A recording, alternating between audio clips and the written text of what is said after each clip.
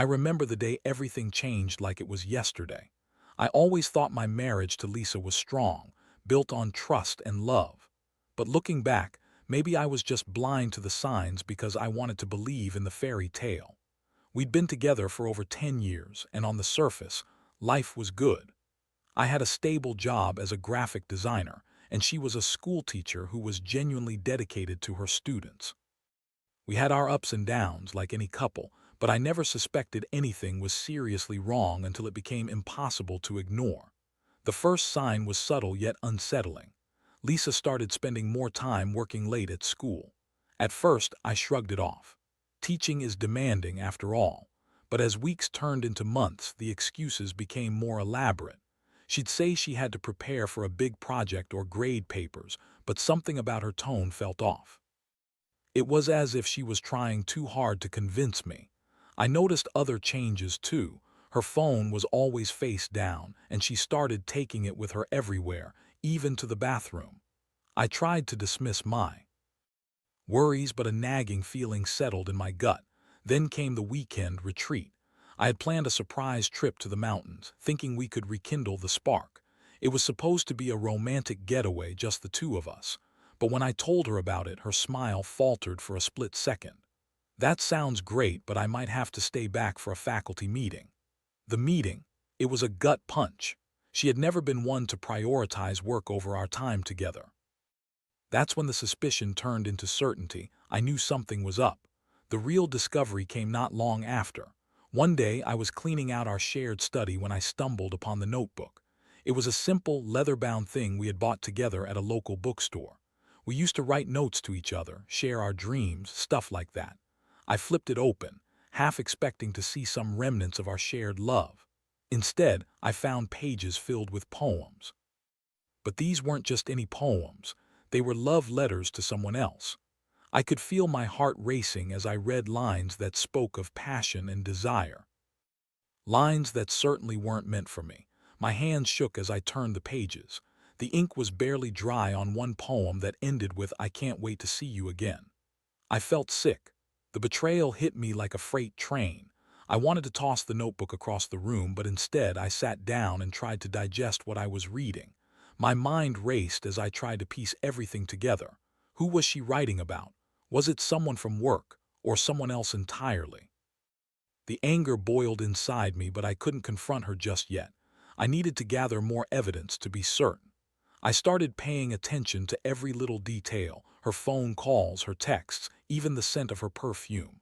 And then one evening I caught her. She had left her phone on the kitchen counter, and curiosity got the best of me. I picked it up, hopping to find the smoking gun. What I found was worse than I could have imagined. There were messages, flirty, explicit messages from a guy named Mark. I didn't recognize the name, but the words were clear. She was having an affair. My heart raced. As I read through the messages, each line cutting deeper than the last. "Can't wait for our next rendezvous," one read. My hands trembled as I realized this was a full-blown affair, not just a fling. I gathered my resolve, but it was hard to breathe. When Lisa came home that night, I confronted her. I could feel the storm brewing inside me, ready to explode. "We need to talk," I said, my voice steady even though my heart was in turmoil. She looked at me, confused at first, but then her expression shifted to one of apprehension. "What do you mean?" I laid the notebook and her phone on the table, forcing her to see the evidence of her betrayal. The look on her face was a mix of shock and denial. "You don't understand," she shouted, trying to play the victim. "You've been distant. I didn't cheat. I just needed someone to talk to." I could barely hold back my anger as she continued to spin her web of lies. But deep down, I knew I had seen the truth. Feeling completely shattered and enraged, I had to make a decision. As I listened to her excuses, the pieces of our life together felt like they were breaking apart, and I had to figure out how to respond to this crisis. After the confrontation, I found myself feeling like I was in a fog. Lisa was frantic, trying to explain away her betrayal with an endless stream of excuses, but her words felt hollow. "I swear it was just emotional. It didn't mean anything," she cried, her voice rising in desperation. But it was too late for explanations. I had seen the truth in black and white, and her attempts to minimize what she had done only fueled my rage. In that moment, I felt a whirlwind of emotions, anger, betrayal, and a haunting sadness that settled in my chest like a weight. I had given her everything, my love, my trust, my life, and she had thrown it all away for someone else. I felt like a fool for believing in our fairy tale. I had always thought we could weather any storm together, but this felt like a betrayal of a magnitude I had never anticipated. I needed to escape, to clear my head. I grabbed my jacket and stepped out into the night, the cool air refreshing against my flushed skin. I didn't know where to go, but I couldn't stay in that house filled with memories that were now tainted. I wandered the streets aimlessly, replaying the events in my mind, trying to make sense of it all.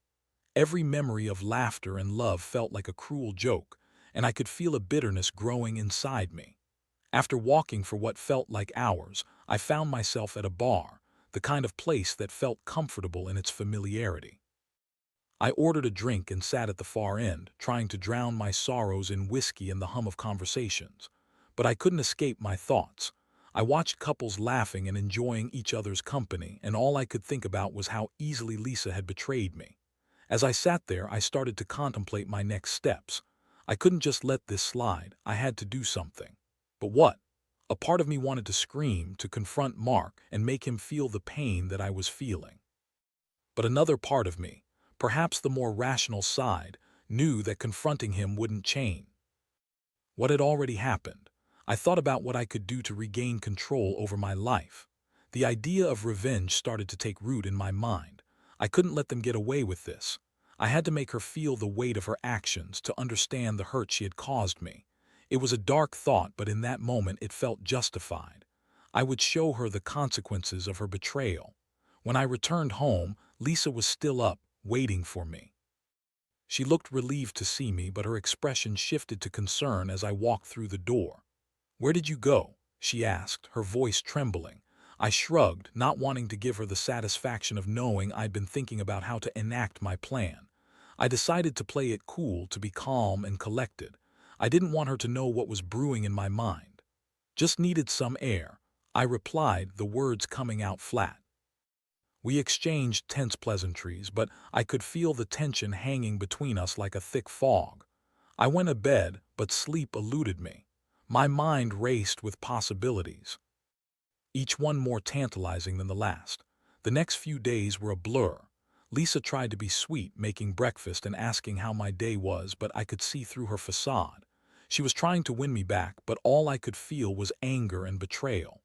I had started lurking on social media, digging for anything I could find about Mark. It was a twisted hobby, but it made me feel like I was regaining some power. I discovered he worked in sales and was quite active online. There were pictures of him laughing with friends, and it made my blood boil. One night, after scrolling through his profile, I stumbled upon a photo of him with Lisa. They were at a bar, a bottle of wine perched between them, and they looked cozy, as if they shared an inside joke. I felt rage surge through my veins. I saved the image and began plotting my next move more carefully. I would confront her, but I would do it on my own terms. The following weekend, I invited Lisa to a dinner date, the first since the confrontation. I told her I wanted to talk things over, to see if we could move forward. She was thrilled, but I could see the nervousness in her eyes. I had gotten a table at our favorite restaurant, the ambience romantic, but my mind was focused on revenge. I wanted to catch her off guard. As we sat down and began to eat, I engaged her in casual conversation, asking about her week and how her students were doing. She talked animatedly, her smile wide, but I could see the slightest tremor in her hands. I could sense she was waiting for the other shoe to drop, and it felt good to know I had that power. I let her enjoy the meal, slowly sipping my wine while she babbled on, completely unaware of the storm brewing inside me. When dessert arrived, I knew the moment had come. I leaned in, looked her in the eyes, and said, "You know, I saw some interesting things the other day." The color drained from her face. "What do you mean?" she asked, her voice suddenly tight. I pulled out my phone, and with a calmness that belied my rage, I showed her the photo of her and Mark. Her eyes widened, and for a moment she looked like a deer caught in headlights. "What is this?" she stammered, her voice barely above a whisper. "What it looks like, Lisa. Care to explain?" I said, my tone cool yet tense. I watched as she faltered, the facade she had built shattering before my eyes. I was ready to unleash my fury and make her confront the reality of her choices. It was time for her to face the consequences. The moment I showed her the photo, Lisa's entire demeanor shifted from feigned innocence to defensive outrage. This isn't what it looks like. She shot back, her voice rising, the veneer of calm I was trying to maintain beginning to crack. Not what it looks like. I echoed incredulously, my heart racing as I tried to process the cocktail of anger and satisfaction flooding my system. You're in a picture with another man, sharing a bottle of wine, but it's not what it looks like. Spare me the lies. She took a deep breath, clearly struggling to gather herself. That was just a work event. We were with a group of teachers. She insisted, but I could see the panic in her eyes. I had pushed her into a corner and I could almost hear her mind racing as she tried to concoct a plausible excuse. Really, Lisa, a work event where you're cozying up to a guy. I leaned back, crossing my arms, watching her desperate attempts to backtrack. I've seen the messages, the poems. You don't get to play the victim here. She looked around nervously, as if seeking help from the other diners, like they would intervene in our messy drama. You can't just take a picture like that and assume the worst. You're twisting this, she protested, her hands shaking slightly. I controlled my emotions, the anger simmering just beneath the surface.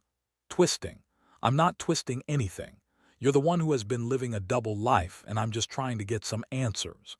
Her refusal to own up to her actions only fueled my determination to make her see the reality of her choices. Suddenly, her expression changed. The anger gave way to something more vulnerable, fear, perhaps. Please, let's not do this here, she pleaded, glancing around again, her voice dropping to a whisper. I'll explain everything, just not in public. Really, you want me to believe that you're concerned about how this looks to strangers? I leaned in closer, my voice low. You should be more concerned about how this looks to me. I deserve the truth. Her eyes darted around again, and I could almost see the gears turning in her mind as she weighed her options. Fine, she said finally, her voice shaky but firm, but you have to promise not to freak out. Can we go somewhere private? Against my better judgment, I nodded. I wanted to hear what she had to say, and I could tell she was stalling. It was almost like I was giving her a chance to prepare her next lie, but I was desperate for closure, desperate to understand why she had shattered our life together. We left the restaurant, the remnants of our dinner untouched, and headed to my car. The air was thick with tension, and I could feel my heart pounding as we drove to a nearby park, a place we used to visit frequently. I parked in a secluded area, the silence amplifying the weight of the moment. Once we were settled in the car, I turned to her, my hands gripping the steering wheel. Okay, Lisa, here's your chance. Explain. Who is Mark and what the hell is going on? She took a deep breath, tears shimmering in her eyes. Mark, he's just a friend, someone I confided in. You've been so distant lately and I felt alone. I didn't mean for it to happen, but we connected. It just happened. Her voice was a mix of desperation and remorse, but I could tell she was still not completely honest. Just a friend. I scoffed, my disbelief evident. You don't write poems about just friends, Lisa. You don't send flirtatious messages to friends. You went out with him. You lied to me about where you were. This isn't just some emotional affair. This is cheating. I know I messed up, okay? She snapped, her frustration boiling over. But you have to understand, you were always busy with work. I felt neglected and I sought comfort elsewhere. I never intended to hurt you. The words felt like daggers in my heart. You sought comfort, so your solution was to betray your husband. Do you even hear yourself? I shook my head in disbelief. I can't believe you're trying to justify this. I'm not trying to justify it. I'm trying to explain why I did it, she said, her voice softening. You have to believe me, it didn't mean anything to me. It was a mistake, a stupid mistake. A part of me wanted to believe that this was just a phase, some midlife crisis she was going through, but the pain of betrayal was too raw. How can I believe that? You've shattered my trust, I said, my voice trembling with emotion. What we had is gone, and I don't know if I can ever get it back. Her eyes filled with tears as she reached for my hand, but I pulled away, refusing to let her comfort me. I can fix this, she insisted, her voice pleading. Just give me a chance. We can go to counseling, talk through this. I'll do anything. I felt a mix of anger and sadness. I couldn't deny that part of me wanted to fix things, to return to the life we had built together. But another part of me screamed that I deserved better, that I shouldn't have to fight for her love, especially when she had thrown it away so easily. "Do you even love me anymore?" I asked, the words tasting bitter. "Or was it all just a facade?" Lisa paused, her face crumpling as she fought against the tears. "I do love you. I made a mistake and I'm so sorry. I don't know how it happened." As I listened to her, I felt trapped in a moment suspended between love and betrayal. I had no idea how to move forward, how to navigate the shattered remains of our life. I had hoped this conversation would clarify things, but instead, it left me even more confused. I knew I had to make a choice soon, stay and fight for the marriage or walk away from the pain. But deep down, I was also aware that trust was like glass once broken. It was incredibly hard to piece back together without it showing the scars of its fracture. And I wasn't sure I could bear those scars. The tension hung heavy in the air as Lisa and I sat in the car, her tears streaming down her cheeks while I wrestled with the enormity of what was happening. It felt surreal, like I was watching a scene unfold in a movie rather than living my own reality. I had always thought that if we faced problems, we would do it together, but she had made the choice to seek solace in another man, and now we were trapped in this moment of painful confrontation. "Lisa," I said, my voice steady but strained, "I need to know if you're serious about wanting to fix this. Are you willing to do what it takes to rebuild our marriage?" She nodded vigorously, her eyes wide with desperation. "Yes, I'll do anything. I love you and I don't want to lose you. I'll end things with Mark right now." I was taken aback by her urgency. "Right now?" I asked, skepticism creeping into my tone. "How can I trust that you won't just go back to him when things get tough again? You've already proven that when you're unhappy, you turn to someone else." "I was stupid. I know that now," she pleaded, her voice rising again. "But I want to make it right. Please let me show you. We can go to counseling. We can do this together." I felt a flicker of hope at the thought of counseling. It could serve as a lifeline, a way to navigate through the wreckage of our marriage. But I was also haunted by the reality of what had happened. I was struggling to reconcile that love with the raw betrayal I felt.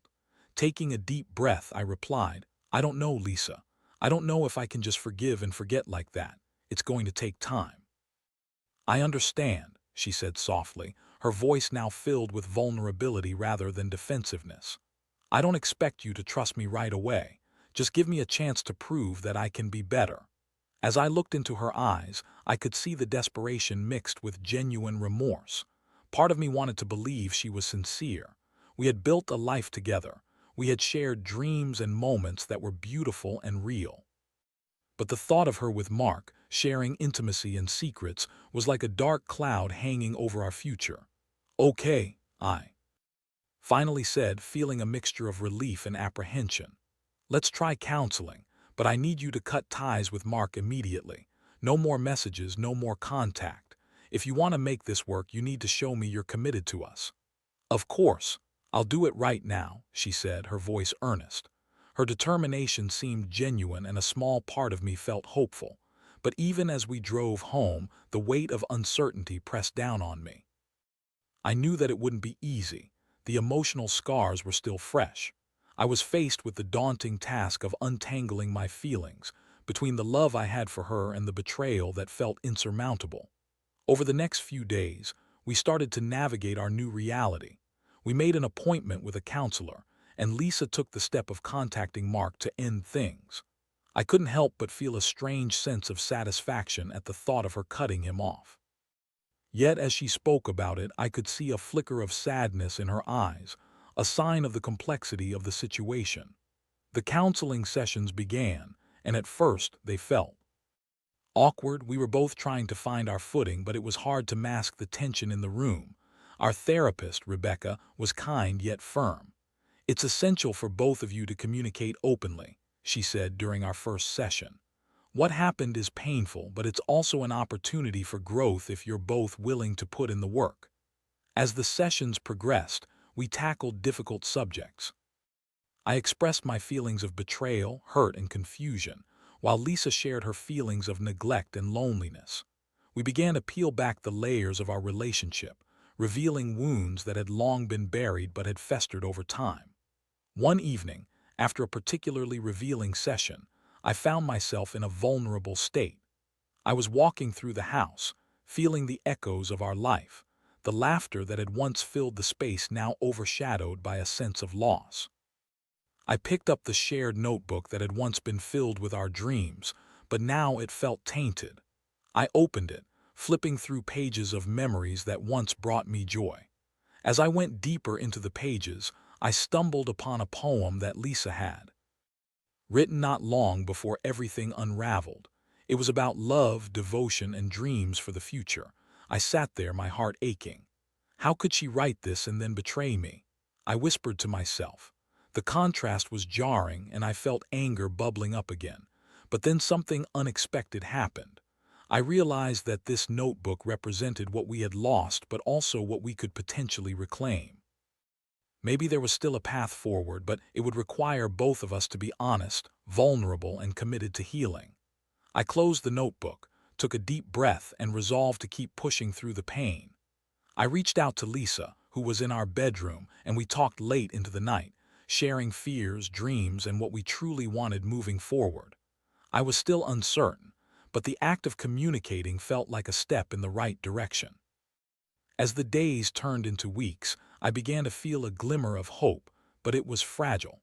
I didn't know if our love would emerge from the ashes stronger than before, or if we were building a house of cards destined to collapse.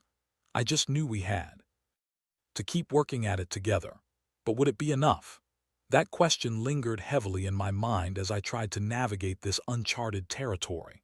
As the weeks went by, Lisa and I continued our counseling sessions, each one peeling back layers of hurt and misunderstanding. It wasn't easy, and there were moments where anger flared up again, moments when the wound felt too fresh to heal. But there were also glimmers of hope, laughter over shared memories, deep conversations about our dreams, and the realization that we still genuinely cared for one another. One crisp evening, after another counseling session, I suggested we take a walk in the park where we had spent so many happy moments together. It was a small gesture, but the familiarity of it felt comforting.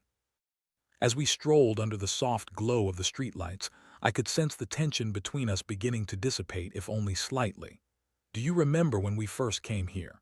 Lisa asked with a soft smile, her eyes sparkling with nostalgia. "You brought me here on our first date, and you were so nervous you spilled soda all over yourself." I chuckled at the memory, the way her laughter had filled the air that night, and the way she had playfully teased me after the mishap. "I was a total mess," I replied, shaking my head. "But you made it easy to be myself. I felt so comfortable with you." That night, as we shared stories and laughed, I felt a sense of connection that had been missing for so long. But underneath the surface, the gnawing uncertainty lingered. Would we be able to fully recapture what we once had? I didn't have the answer, but I was willing to try. However, just as things seemed to be moving in the right direction, the specter of doubt crept back into my mind. I found myself constantly checking my phone, wondering if Lisa was still being honest with me. I would glance at her phone when she wasn't looking, still haunted by the fear of betrayal. I knew it wasn't healthy, but I couldn't shake those feelings. One evening, as I was scrolling through social media, I saw a post by Mark, a picture of him at a bar with friends, looking carefree and happy. My heart sank as I scrolled through the comments, only to see a few playful exchanges with Lisa. The knot in my stomach tightened, and I felt a wave of anger wash over me. Had she really cut ties with him, or were they still in contact behind my back? That night I confronted her. "Why is Mark still commenting on your posts? I thought you were done with him." I couldn't help but raise my voice, frustration spilling over. "Calm down, it's nothing, we're not talking," she replied defensively, her eyes widening in surprise. I didn't even notice. "I'll block him if it bothers you that much." "It does bother me," I shouted, my emotions reaching a boiling point. "How can I trust you when you keep letting these little things slip through? It feels like you're not taking this seriously." Her face fell, and for a moment I could see the hurt in her eyes. "I am taking this seriously. I'm trying to prove myself to you, and it feels like no matter what I do, it's not enough." I could feel the walls we had been building together begin to crack under the pressure. "I don't want to feel like this. I want to trust you, but it's hard. You can't just expect me to forget everything that happened." We spent the next few hours in silence, both of us grappling with our emotions. I felt a mixture of regret and anger, and as I lay in bed that night, I couldn't help but think about the fragile state of our marriage. I wanted to believe we could overcome this, but part of me was terrified that we were stuck on a never-ending cycle of hurt. The following days were tense. I could feel the distance growing again, the shadow of doubt looming over us like a specter. We tried to recapture the connection we had found earlier, but it felt forced. I started to question whether reopening the wounds of our past was worth the struggle. Then one afternoon I received a text message that changed everything. It was from an unknown number. "Hey, this is Mark. I think you should know Lisa has been talking to me again. Don't let her fool you." My heart raced as I read the message. I felt a cold chill run down my spine, the familiar knot in my stomach tightening as anger surged through me. I stared at my phone, disbelief washing over me. How could she do this after everything? Had I really been naive enough to think we could rebuild? I confronted Lisa that night. "I got a message from Mark," I said, my voice trembling. "He says you've been talking to him behind my back. Is that true?" Her eyes widened in shock, and for a moment I thought she might burst into tears. "I swear I haven't. I cut ties. He's lying." My heart sank as I felt the familiar tug of betrayal. "Doesn't feel like that. I've tried to give you the benefit of the doubt, but now I feel like I can't trust you again. Please don't believe him," she cried, desperation etched on her face. "I've been trying to be better. I understand if you want to walk away, but you have to believe me." But I felt trapped in a whirlwind of emotions, torn between the love I still had for her and the betrayal that felt deeper than I could bear. "I don't know what to believe anymore," I admitted, my voice wavering. "You've already hurt me once, and this feels like a slap in the face." For the next few days, we slipped back into silence. I felt a crushing weight on my chest, the uncertainty clouding my thoughts. Was I really going to give her another chance, or was I simply delaying the inevitable? I needed to make a choice, but the right path felt obscured by doubt. In the quiet of those days, I started reflecting on what I truly wanted. I realized I didn't just want to fight for the sake of fighting. I wanted a partnership built on trust and honesty. I didn't want to live in a constant state of suspicion. Eventually, I came to a decision. I called Lisa to sit down with me. "I think we need to take a break," I said, my heart breaking as I spoke the words. "I can't keep going like this.